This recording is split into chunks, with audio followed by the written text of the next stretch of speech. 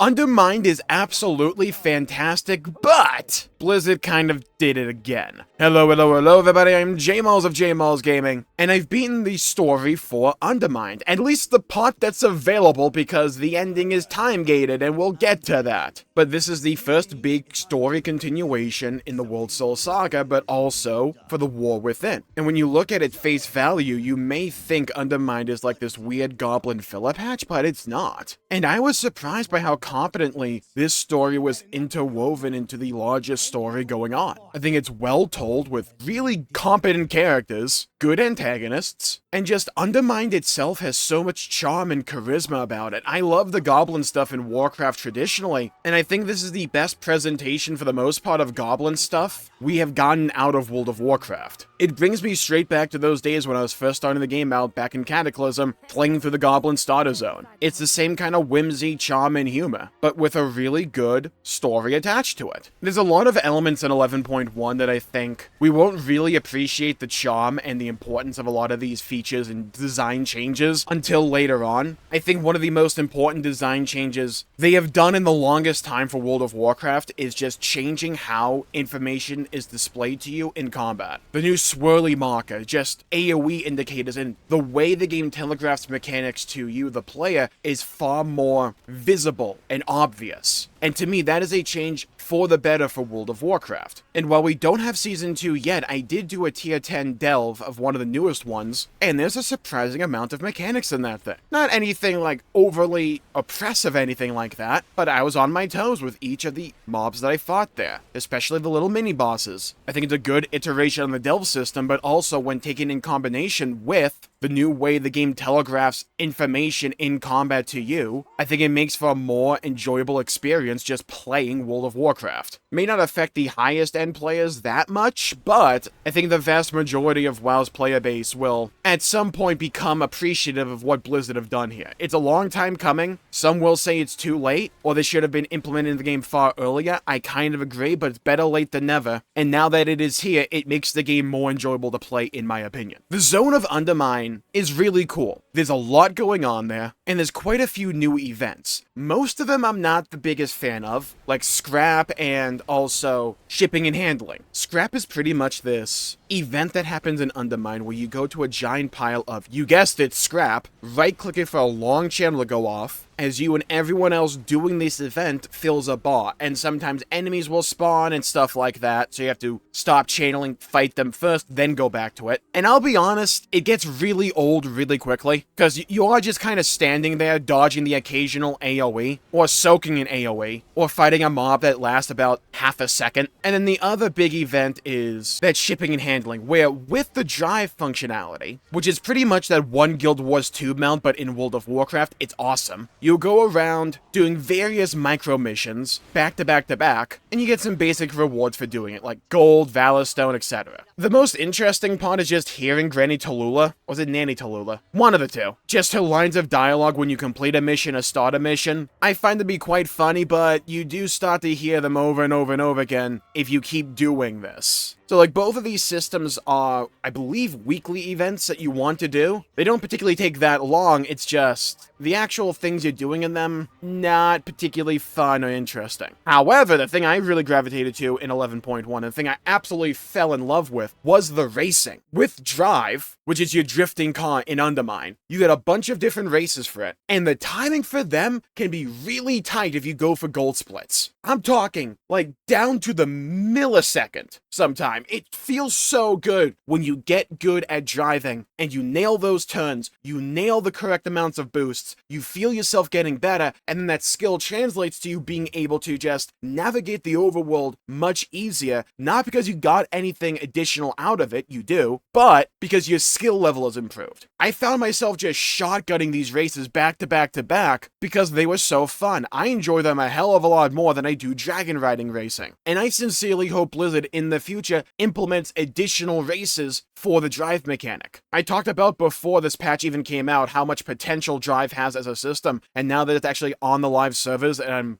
I got gold in all the races, even the jetpack ones. I want more. It's so fun. Now let's talk about the actual questing itself and the story going on, and this is where a lot of spoilers will start to come into the equation. I think it's really good. I think Blizzard, with The War Within, have gotten significantly better at telling and conveying a story within the game. The dialogue is better written. The story is, well, it just has a better pace to it.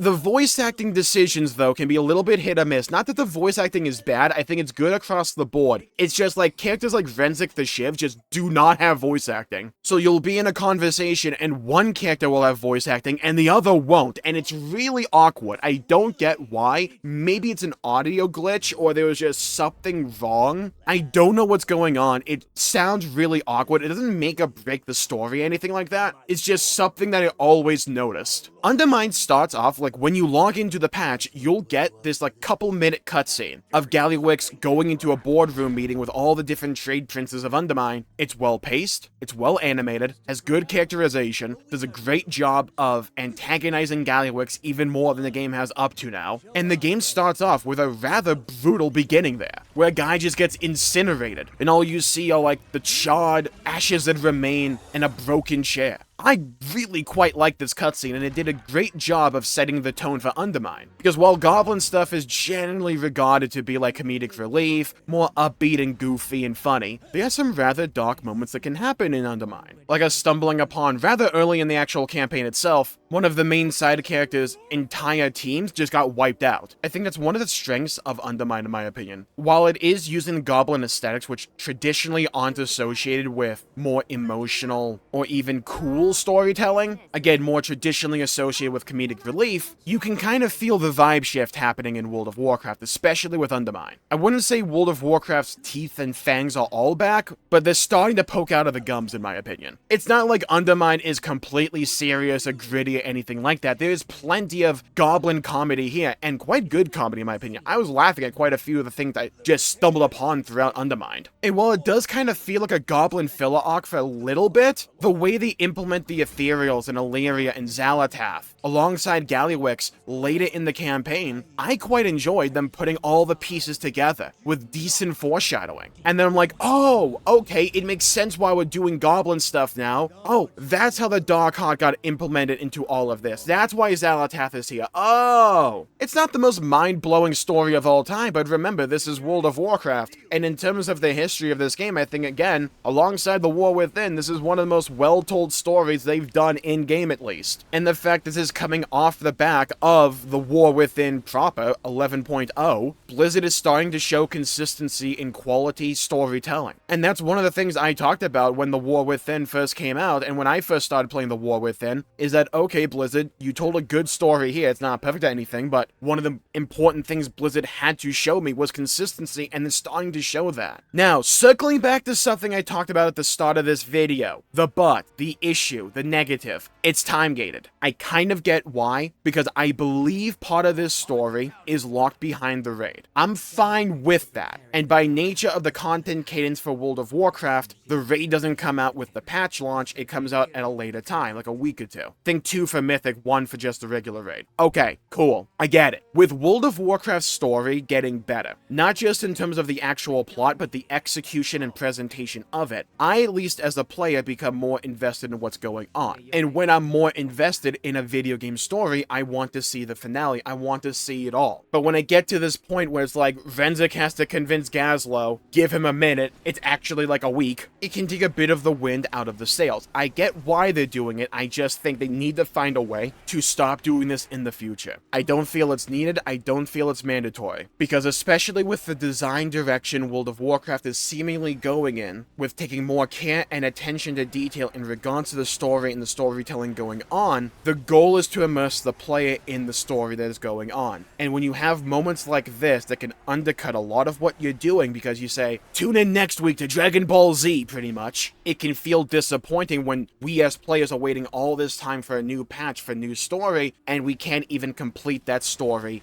when it all comes out. And you'll get some people that'll just be like, okay, well, I'll just wait till all the story's out, then I'll shotgun it. I don't think this used to be as big of a problem as it's becoming, because the storytelling in World of Warcraft was always suspect at best. I am a firm believer and advocate that it's getting exponentially better.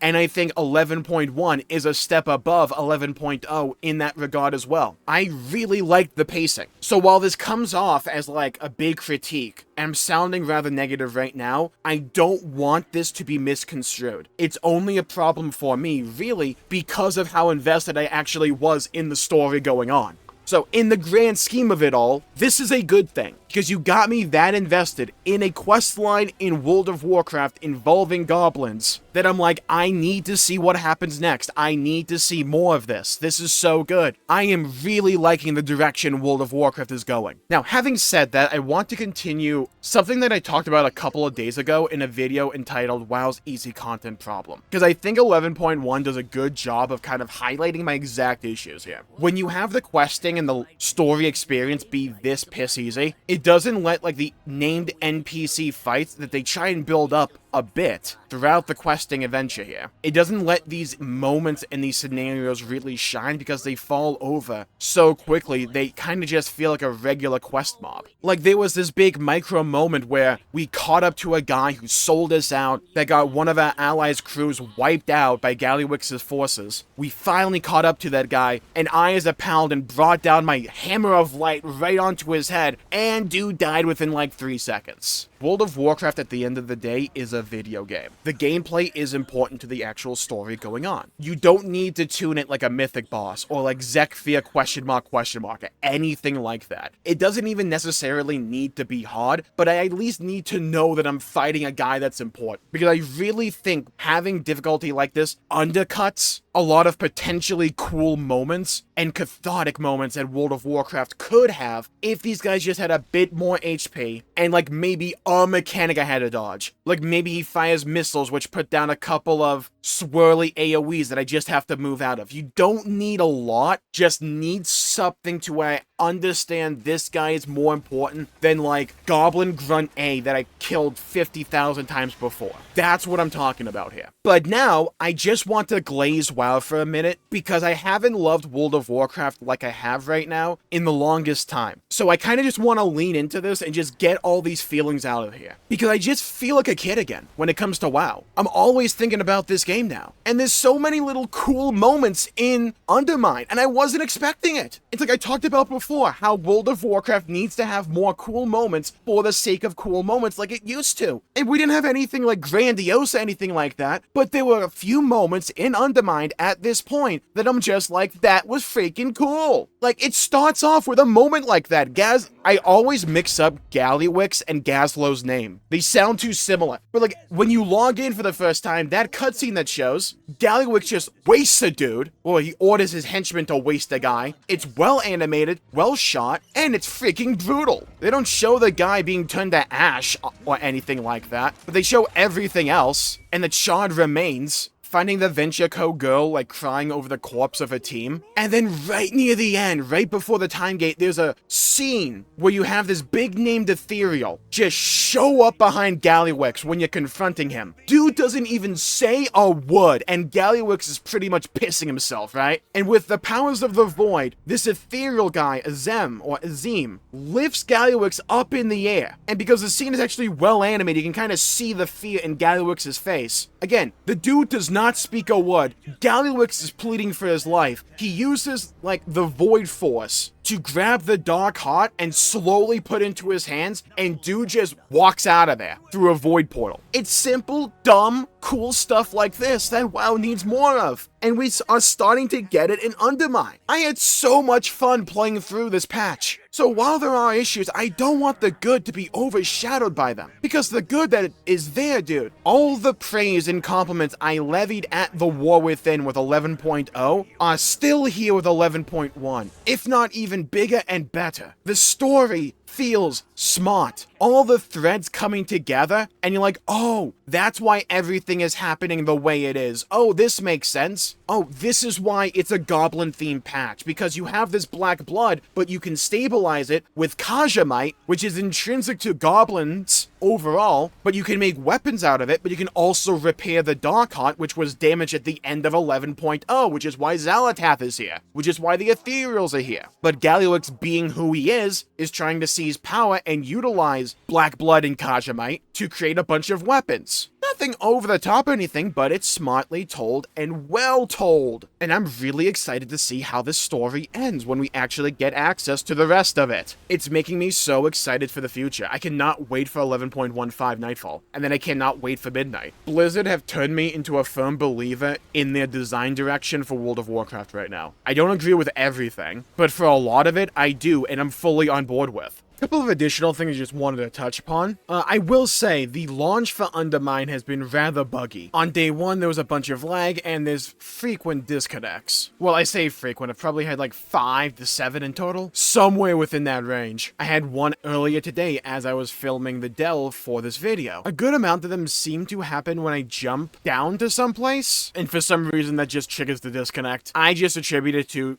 new patch launch for World of Warcraft. It's happened before. But then also, one other point of order. The music in this patch is lovely. Start to finish, I've loved the soundtrack. Fits the vibe perfectly. I love these like jazz-inspired songs that play every now and then. It just adds a lot of atmosphere and furthers the vibe that Undermine has going for it, and I think it's a welcomed addition to World of Warcraft, in my opinion. So with that, I think I'll call the video there for the day, because honestly, I want to continue this conversation when we actually get more of the story. I want to see how they conclude this part of the story and how they lead it into 11.15. I'm so curious. So yeah, 2 thumbs up for me.